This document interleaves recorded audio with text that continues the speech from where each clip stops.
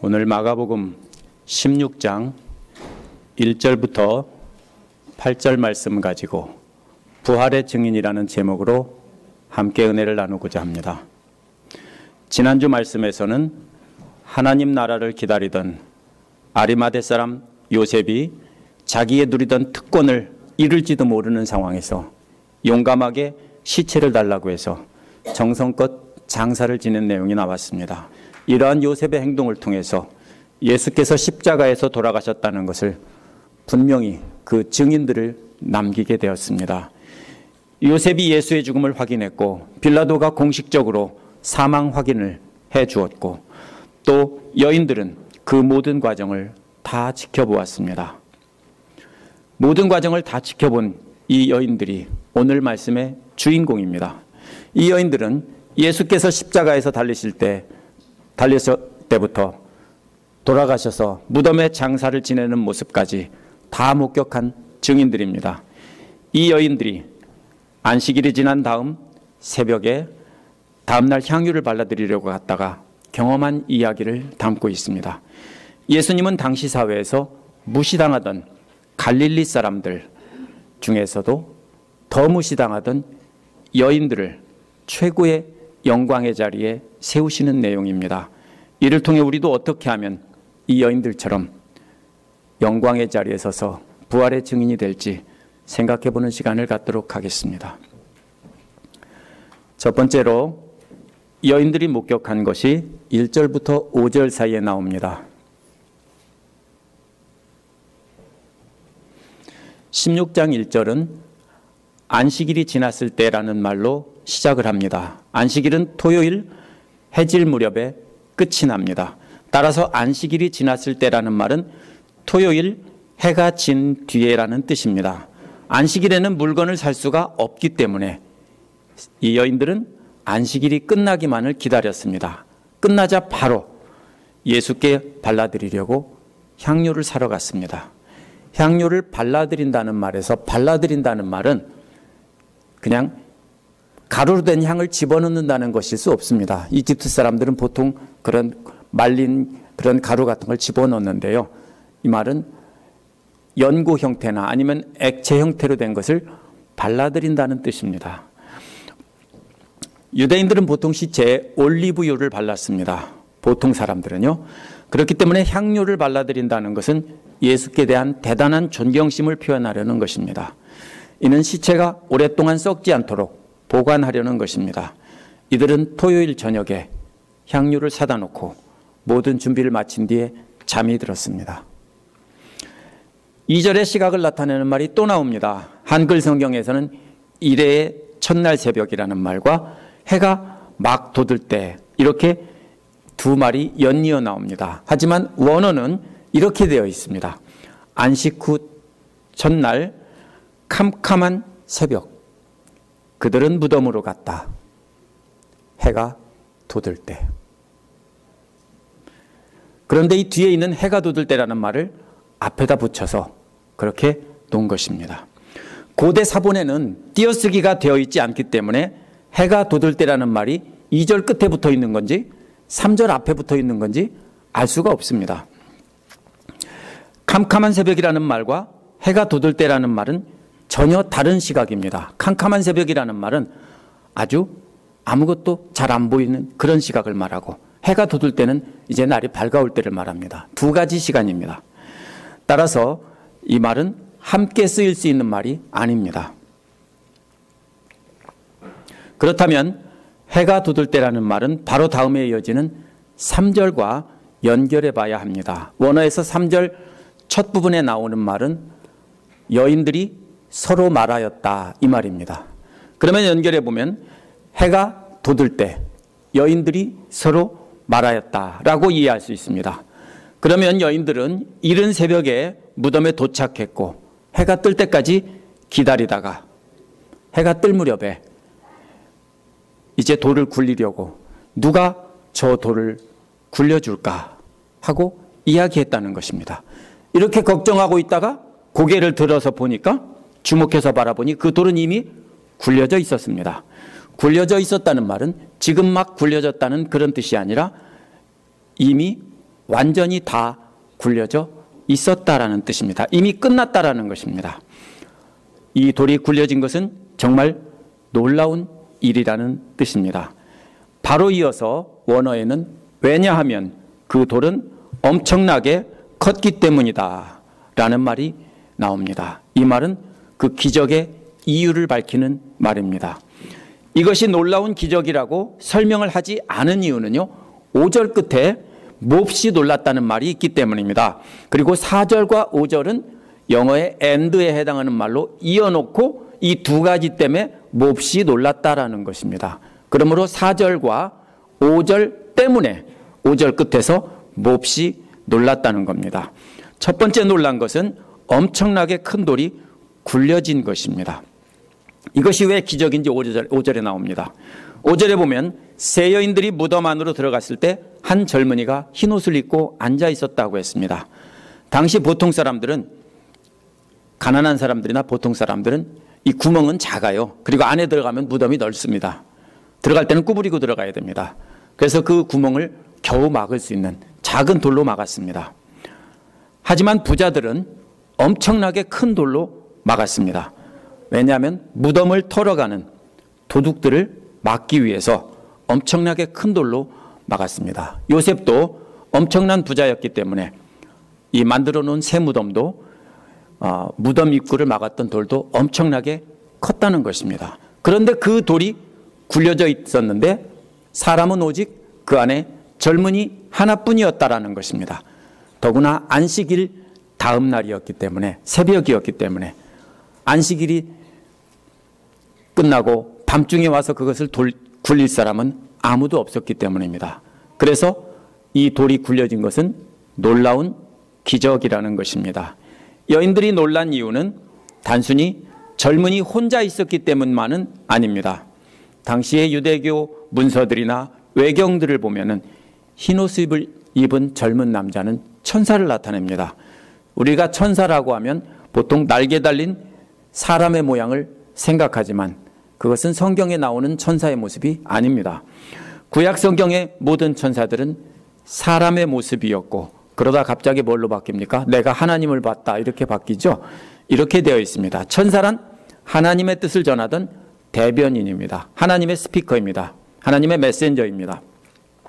또 오른쪽이라는 말은 오른쪽들이라는 말입니다. 그래서 오른쪽들은 이 젊은이가 예수님의 대변인 중에서 대표가 되는 으뜸되는 존재였다라는 것입니다. 예수님의 권세를 받은 자라는 뜻입니다. 흰옷을 입은 젊은이의 모습이 천사의 모습이었기 때문에 이 여인들은 그렇게 놀란 것입니다. 그래서 이 여인들이 무덤을 막고 있던 엄청난 돌이 굴려진 것과 천사가 앉아있는 것을 보고 깜짝 놀란 것입니다. 몹시 놀랐다는 말은 아이고 깜짝이야, 이런 뜻이 아닙니다. 이 말은 놀라움과 두려움이 뒤섞여 있는 아주 강력한 두려움을 말할 때 쓰는 말입니다. 9장 15절에서 예수님께서 변화산에서 내려오셨을 때 제자들이 예수님을 보고 놀라 두려워했다라고 할 때 썼습니다. 14장 32절에서 예수께서 겟세마네 동산으로 기도하러 가실 때 몹시 놀라고 두려워하셨다고 했습니다. 이 젊은이가 단순히 사람이었다면 그렇게 놀라고 두려워했을 리가 없습니다. 이 젊은이가 천사의 모습이었기 때문에 놀란 것입니다. 여인들은 이 두 가지 기적을 보고 깜짝 놀랐습니다. 이 여인들은 정말로 놀라운 두 가지 기적을 보고 기절할 만큼 깜짝 놀랐던 것입니다. 두 번째로 천사가 여인들에게 전한 말이 6절, 7절에 나옵니다. 여인들이 놀라는 모습은 계속 이어집니다. 흰옷 입은 젊은이가 여인들에게 예수님이 부활하셨다는 소식과 제자들에게 할 말을 전해주었기 때문입니다. 흰옷 입은 천사가 전한 예수님의 부활을 증거하는 말들은 연결하는 말 없이 이어집니다. 이것은 특별한 때 쓰는 말입니다. 보통은 그리스어에서는 반드시 연결하는 말을 넣었는데 이것을 뺄 때는 아주 긴급한 상황에서 이것을 뺍니다.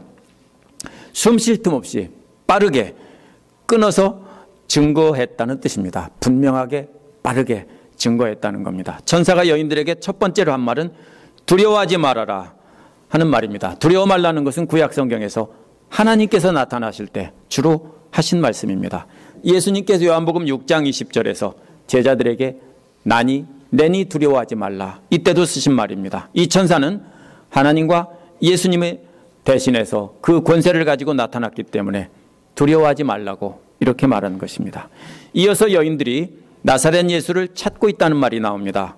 이는 갈릴리에서 가르치시고 기적을 행하셔서 가르치던 그분을 찾고 있다는 것입니다. 또 십자가에서 달려 돌아가신 그분을 찾고 있다는 겁니다. 그런데 천사는 너희들이 찾고 있던 그 예수가 살아났다는 것입니다. 새로운 예수가 나타나서 내가 그다라고 하는 것이 아니라 갈릴리에서 함께 사역하고 또 십자가에서 죽으셨던 그 예수가 살아났다는 겁니다.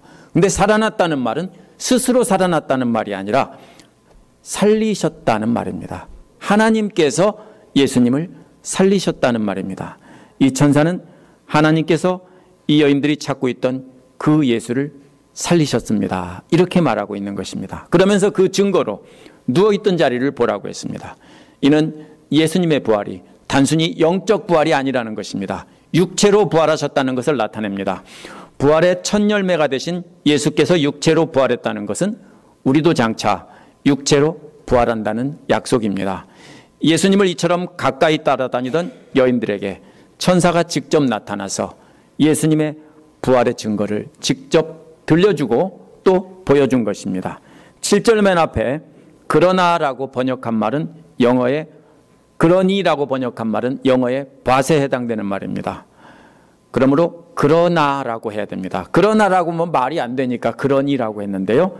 뭐가 그러나입니까? 그러면 앞의 사실과 반대되는 게 나와야 됩니다.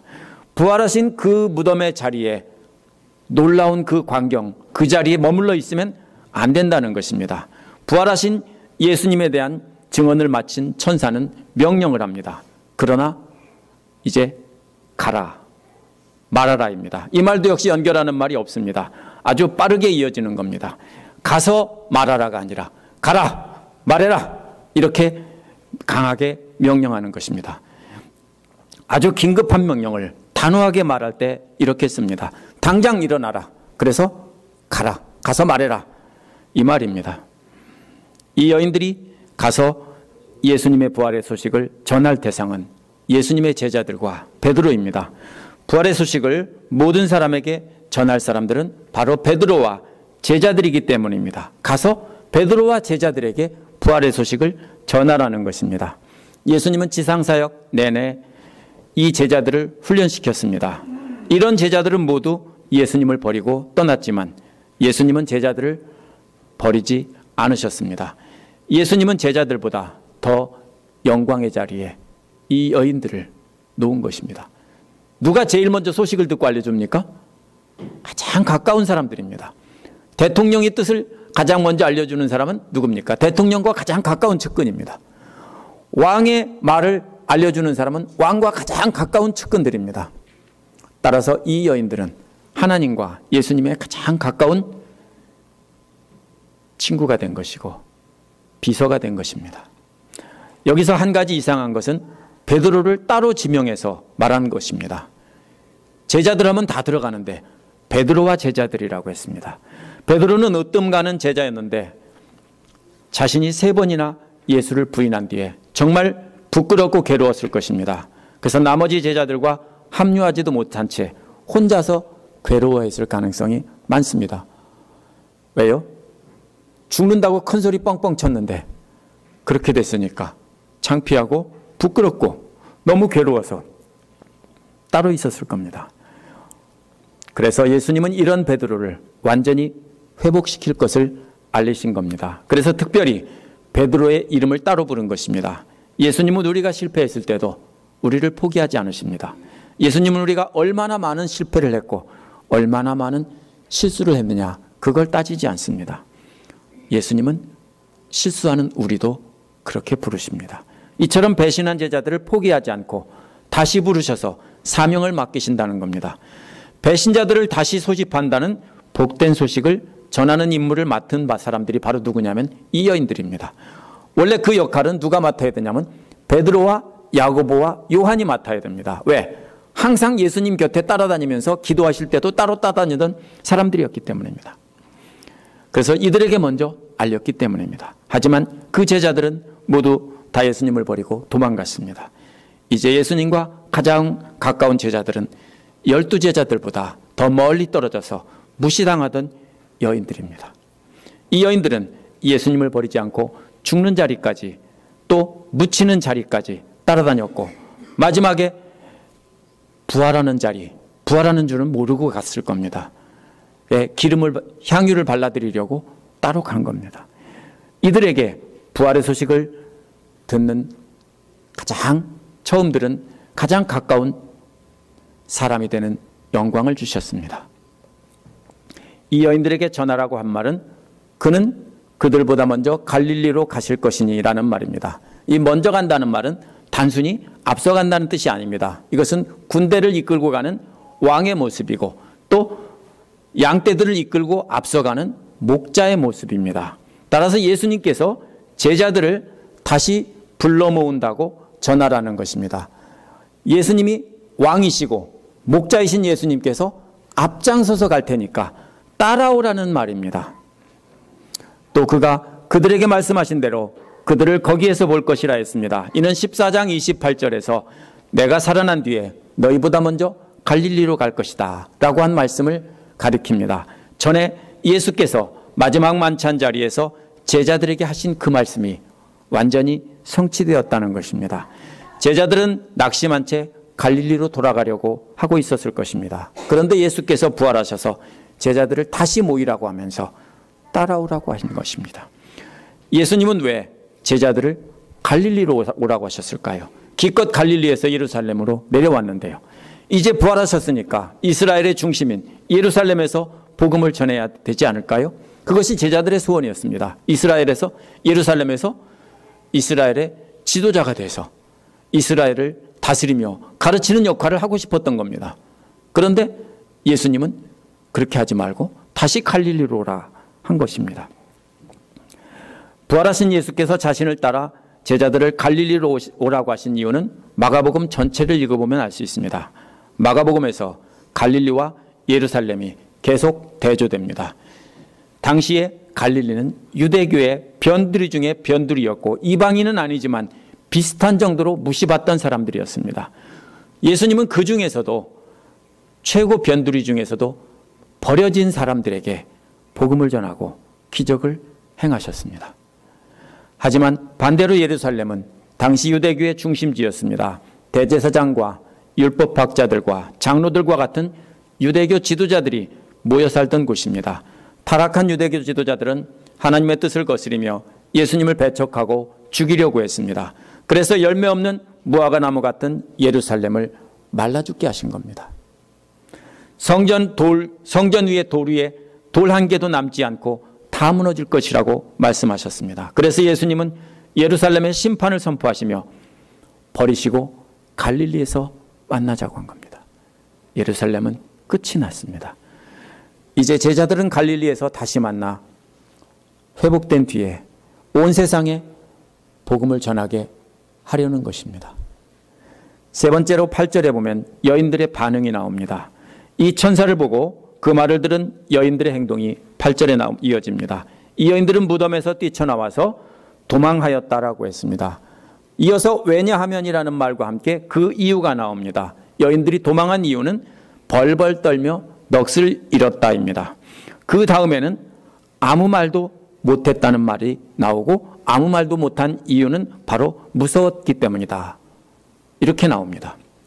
그리고 8절이 끝납니다. 이 여인들의 반응이 참 이상합니다. 그렇게도 존경하던 예수님이었기에 죽는 자리까지 따라오며 순종하려 했던 자들입니다. 여인들은 예수님 말을 잘 듣고 예수님 말을 잘 따른 사람들입니다. 남자들과는 달라요. 그런데도 이상합니다. 장사 지낸 것도 지켜봤고 안식이 지나자 날이 밝자마자 무덤으로 달려와서 향유를 발라드리려고 왔던 저들입니다. 흰옷 입은 천사가 놀라운 모습으로 나타나 예수님 부활하셨고 갈릴리로 가신다고 그 말을 제자들에게 전하라고 했다면 기뻐했어야 합니다. 그런데 마가는 그래서 그들은 아무에게도 말을 하지 못했다. 왜냐하면 무서웠기 때문이다. 라며 끝납니다. 죽는 자리까지 따라오며 순종한 여인들이 갑자기 명령을 거부하고 아무에게도 아무 말도 안 한다며 끝이 나니 참 이상합니다. 세번역과 개역개정을 보면 9절에서 20절 사이에 대괄호로 묶여져 있습니다. 보시면 알 수 있습니다. 묶여져 있는데 이 말이 무슨 뜻이냐면요. 오래된 권위 있는 사본들에는 8절에서 끝나고 그 뒤의 내용이 없습니다. 그래서 8절이 끝일지도 모른다는 것입니다. 9절에서 20절이 원래 있었는지 아닌지 확실하지 않기 때문에 그렇게 표시해 놓은 것입니다. 마가복음은 8절에서 끝났는지 20절에서 끝났는지 아무도 모릅니다. 전통적으로는 20절에서 끝났고 믿었다가 20세기 들어와서 많은 학자들이 증거를 찾아내면서 8절에서 끝났을 것이다. 이렇게 생각합니다. 대부분은 8절에서 끝났을 것이라고 합니다. 근데 중요한 건 그게 아닙니다. 만약 8절에서 끝났다면 마가복음은 정말 이상한 끝맺음입니다. 더구나 원어의 8절 마지막 말은 왜냐하면이기 때문입니다. 물론 그리스어에서 왜냐하면 꼭 두 번째에 씁니다. 그래서 사실상 끝나는 말은 두려웠기 때문입니다. 라는 말입니다. 이렇게 돼 있습니다. 두려웠기 때문이다. 왜냐하면. 그리고 끝. 이런 이상한 글이 어디 있냐는 겁니다. 두려웠기 때문이다. 왜냐하면. 끝. 그래서 많은 이들은 마가복음이 전해지던 초기에 뒷부분이 유실되었을 것이다. 이렇게 주장을 하기도 합니다. 더구나 마가복음의 핵심은 예수께서 말씀하신 것이 그대로 되었다이기 때문에 부활하신 예수님의 나오는 장면이 반드시 나와야 합니다. 만약 마가복음이 영화나 소설이라면 이렇게 끝나면 안 됩니다. 그런 영화 보셨어요? 없어요. 어떻게 끝납니까? 마지막 장면이라면 예수님이 무덤에서 기다리셨다가 여인들이 오자 반갑게 맞이하면서 내가 부활했어 하고서 포옹하며 그러면 여인들은 감격의 눈물을 흘리며 기뻐하는 모습이 나와야 됩니다. 그리고서 짠 하고 끝이 나야 됩니다. 하지만 마가가 증언하는 것은 그런 영화나 소설이 아닙니다. 실제 일어난 일을 목격자의 증언을 통해서 기록한 것이기 때문에 그렇게 드라마틱하게 끝내지 않은 것입니다. 만약 영화나 소설이었다면 예수님이 부활하는 장면도 반드시 묘사되어야 합니다. 그렇죠? 누군가가 우연히 그곳에 갔다가 갑자기 무덤 문을 열고 나오시는 예수님을 보았다라는 증언이 있어야 됩니다. 만약에 마가복음이 소설이라면 분명히 그런 증인들을 세워놨을 것입니다. 하지만 복음서에서는 예수님 부활하는 장면에 대해서 다 침묵합니다. 마태, 마가, 누가, 요한 다 예수님이 부활하는 장면을 묘사한 곳은 한 군데도 없습니다. 이는 아무도 모르는 사이에 하나님께서 예수님을 살리셨기 때문입니다. 예수님이 살아나는 그 순간은 아무도 보지 못했습니다. 실제로 목격한 것을 증언한 것과 또 꾸미지 않고 그대로 기록했기 때문에 이렇게 이상하게 끝이 났습니다. 그렇다면 이렇게 놀라서 명령도 무시한 채 입 다물고 끝난 의미가 무엇일까요? 그것은 4절에 나온 엄청나게 큰 돌이 옮겨진 것과 빈 무덤에서 흰 옷 입은 천사를 보고 기절할 만큼 놀랐기 때문입니다. 또 그 천사가 십자가에서 죽으신 나사렛 예수를 살리셨다고 하니까 또 놀랐습니다. 그 천사가 제자들에게 전할 말을 아무것도 아닌 자기들에게 전하는 특권을 주었기 때문에 또 놀랐습니다. 이 모든 것들이 합쳐져서 너무 놀란 것입니다. 그 사회에서 무시당하던 갈릴리 사람 중에서도 여인들한테 이러한 놀라운 영광과 특권을 보여주신 걸 보고 이들은 입을 다무지 못했습니다. 너무 놀랐습니다.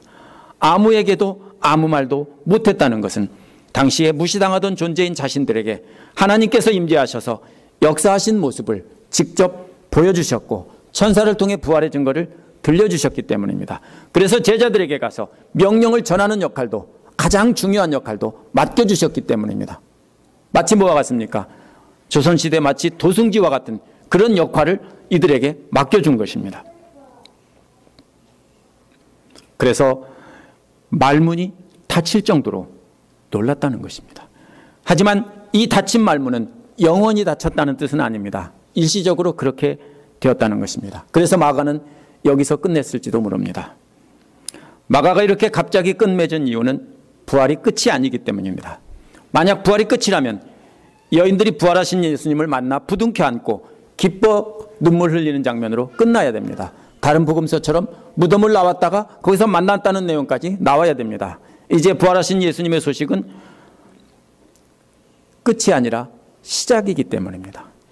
이제 부활하신 예수님의 소식은 온 세계 만방에 퍼져야 되기 때문입니다. 예수님은 앞으로 여러 차례 여인들과 제자들에게 나타나실 것입니다.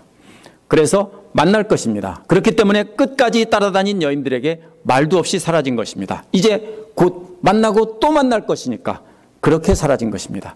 만약 부활하는 모습 짠 보여주고 바로 승천하신다면 절대로 그렇게 사라질 리가 없습니다. 내가 조금 이따 또 볼 테니까 조금 이따 보자, 이렇게 말했기 때문에 그렇게 사라진 것입니다. 그때 거기에서 보자는 것입니다.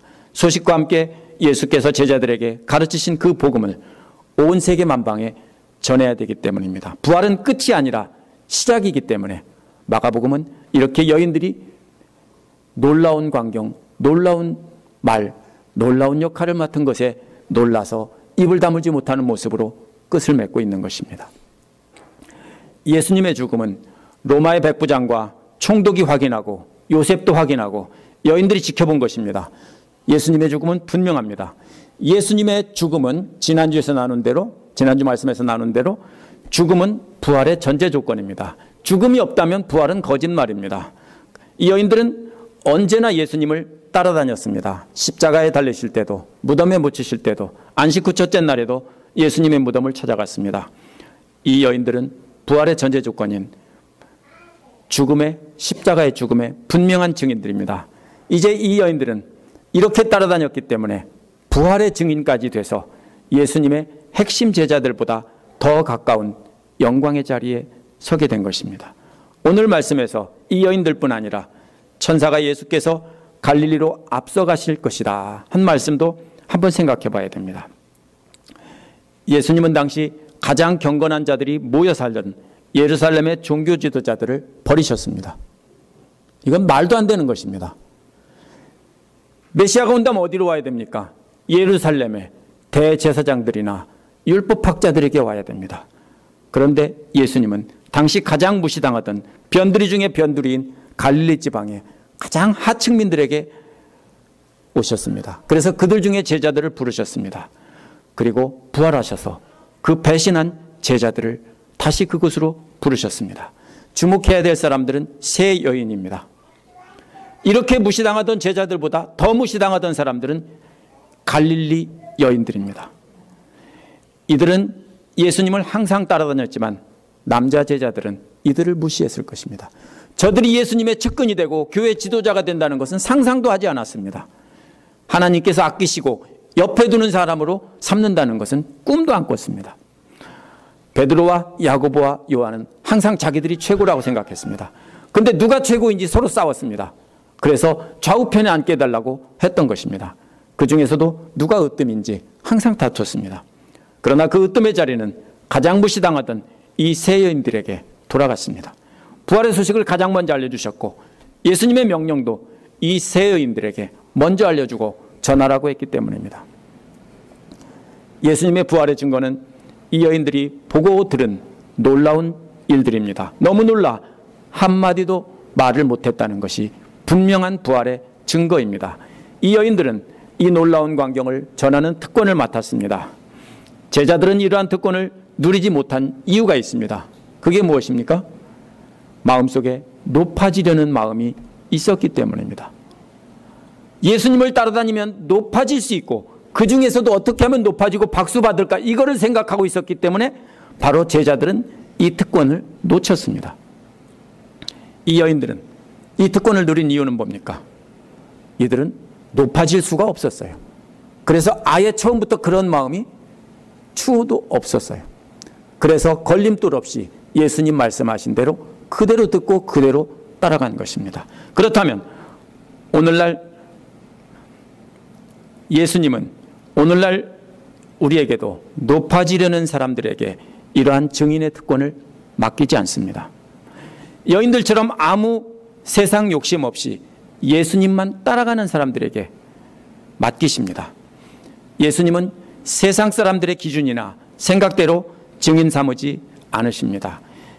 예수님의 가장 가까운 자리도 세상 사람들의 기준과는 확실히 다르다는 것을 알 수 있습니다. 완전히 거꾸로 뒤집힌 업사이드 다운 월드입니다. 가장 무시당하던 갈릴리 사람 중에서도 하층민을 부르셨는데 그 중에서도 더 무시당하던 여인들을 증인으로 삼으셨기 때문입니다. 하지만 세상적으로 낫다고 증인 삼으시는 예수님은 아닙니다. 세상에서 성공한 사람들은 대부분 자신이 가진 것을 내려놓지 못하고 높아지려는 욕망을 버리지 못하기 때문에 그것을 받지 못한 것뿐입니다. 반대로 여인들이 훌륭해서도 아닙니다. 이 여인들은 아무런 다른 출세의 소망이 없었습니다. 그냥 예수님 말씀이 좋아서 그냥 따라다니고 기적으로 치유함 받고 은혜를 체험하고 너무 좋아서 따라다닌 것뿐입니다. 예수님께서는 신분이 낮은 여인들만 부활의 증인으로 삼지 않았습니다. 예수님은 당시에 최고의 지위에 있던 바울도 부활한 모습을 보여주고 증인으로 삼았습니다. 문제는 뭡니까? 세상에서 높으냐 낮으냐가 아닙니다. 문제는 교회 안에서도 높아지려고 하는 사람들에게는 역시 부활의 증인이 되지 못한다는 것입니다. 우리가 기억해야 될 것은 오늘 본문에서 여인들이 부활의 주님을 직접 만나지 않았다는 사실입니다. 놀라운 기적과 함께 천사를 만나서 부활을 증거하라는 명령을 받은 것뿐입니다. 어떻게 보면 예수님의 부활은 불확실하다고 생각할 수 있습니다. 하지만 거대한 돌이 옮겨지고 비어있던 무덤에 천사가 한 말은 부활의 분명한 증거입니다. 직접 만나는 경험보다 증인들의 말을 듣고 믿는 것이 더 중요하기 때문입니다. 부활의 주님을 직접 만나야만 분명히 믿고 증인이 되겠습니까? 그런 사람들이 구약 성경에 수도 없이 나옵니다. 신약 성경에도 나옵니다. 하나님을 보여줘라. 그러면 내가 믿겠다. 그런데 하나님이 사람을 보내서 말을 하면 뭐라고 합니까? 안 믿어요. 그러면 하나님이 직접 말씀하세요? 안 하세요. 그러면서 뭐라고 그래요? 하나님을 보여주면 내가 믿겠다. 예수님 앞에 있던 사람들은 어떻게 했습니까? 십자가 앞에서 있던 내려와라. 그럼 내가 믿겠다. 내려오면 믿어요? 안 믿어요. 직접 만나는 경험보다 더 중요한 것이 뭐냐면은 증인들의, 믿을 만한 증인들의 말을 듣고 믿는 것입니다. 부활의 주님을 직접 만나야만 분명한 증인이 된다고 하는 것은 잘못된 말입니다. 누가복음에 보면 엠마오로 가는 제자들은 부활하신 주님을 만나고도 못 알아봤습니다. 요한복음에서는 제자들 앞에서 주님이 나타났지만 모두들 다 의심을 했습니다. 그 자리에 없던 도마는 만져보기 전에는, 옆구리에다 손가락을 넣어보기 전에는 믿지 못하겠다라고 했습니다. 왜요? 다른 제자들이 다 봤는데도 못 믿겠다 그랬습니다. 실제 목격한다고 증인이 되는 거 아닙니다. 저나 여러 성도님들이 놀라운 기적을 체험한다고 증인이 되는 것 절대로 아닙니다. 그런 기적을 체험하면 처음에는 좋아서 할렐루야 찾지만 조금 지나면 잊어버립니다. 증인이 되는 것은 믿을 만한 사람이 예수님 부활하셨다고 소식을 전할 때 그걸 듣고 믿는 것입니다. 우리도 성경을 통해서 수많은 증인들을 만납니다. 교회에서 형제 자매들을 통해서 부활하신 주님의 증거들을 만납니다. 그것을 직접 우리가 성경을 보고 사람들을 통해서 듣고 그 말을 듣고 우리는 주님이 정말로 부활하셨구나. 주님이 살아계시구나. 저분들의 마음속에 예수님이 있는 걸 보니 부활의 주님은 분명히 부활하셨고 지금도 살아계시는구나. 이렇게 믿는 겁니다. 그것이 믿음입니다. 직접 만져보고 느껴본 뒤에야 믿겠다는 것은 하나님을 믿는 태도가 아닙니다. 불신앙입니다. 옆구리에 손가락 넣어보지 않으면 믿지 못한다고 하는 도마와 똑같은 말입니다. 마치 십자가에서 내려오면 내가 믿겠다라고 조롱하는 말이나 똑같은 말입니다. 우리의 믿음은 어디서 시작됩니까? 말씀에서 시작되는 겁니다. 예수님께서 증인들을 통해 말씀하신 말씀을 듣고 믿는 겁니다. 또 형제 자매들이 내가 만난 예수님을 간증하면서 은혜를 나눌 때 그 말을 듣고 그분들 안에 살아계신 성령님을 보고 아, 예수님이 정말로 살아계시는구나, 하나님이 살아계시는구나, 이렇게 믿는 겁니다. 진짜 증인이 되는 길은 예수님을 따라가는데 방해가 되는 것들을 모두 다 내려놓고 예수님 말씀을 순종하며 따라가는 것입니다. 마음속에 높아지려는 욕심을 내려놓고 그 말씀에만 순종하며 따라가야 합니다. 저도 다 내려놨다고 생각했습니다. 근데 오늘 아침에 침례신문을 보는데 거기에 침례교 선교대회가 열리는데 많은 목사님들이 쭉 나와 있는 걸 보니까 아직도 제가 100% 내려놓지는 못했다는 걸 오늘 아침에 다시 깨닫고 회개했습니다. 여러분 마음에는 어떻습니까? 바로 제자들이 실패한 이유가 그 마음 때문에 그래요. 마음속에 조금 남아있는 높아지려는 그 마음 때문에 그들은 망한 겁니다. 예수님을 버리고 도망간 겁니다. 여자들은 그런 마음이 없었기 때문에 예수님 말씀에 100% 따를 수 있었습니다. 그렇다면 우리도 낙심될 때가 있습니다. 사람들이 알아주지도 않고, 그죠? 높여주지도 않고 이렇게 열심히 하고 잘하는데 아무도 알아주지 않아요. 그렇게 낙심될 때 참고 견디면서 예수님 말씀을 따라가다 보면 우리도 수많은 부활의 증인들을 만날 것이고 기도하면서 놀라운 기적도 체험할 것입니다. 그러면 여인들처럼 부활의 증인이 되는 예수님의 하나님의 최측근이 되는 놀라운 영광을 맛보게 될 것입니다. 하나님 나라에서 가장 존귀한 자리에 서게 될 것입니다. 부활의 증인이 되는 길은 직접 보는 것이 아니라 우리가 말씀을 듣고 믿는 것입니다. 이 여인들처럼 부활의 증인이 되시는, 그래서 하나님의 가장 존귀한 자리, 그 옆자리에 오른편에 앉으시는 저와 여러분 모두가 되시기를 간절히 축원합니다.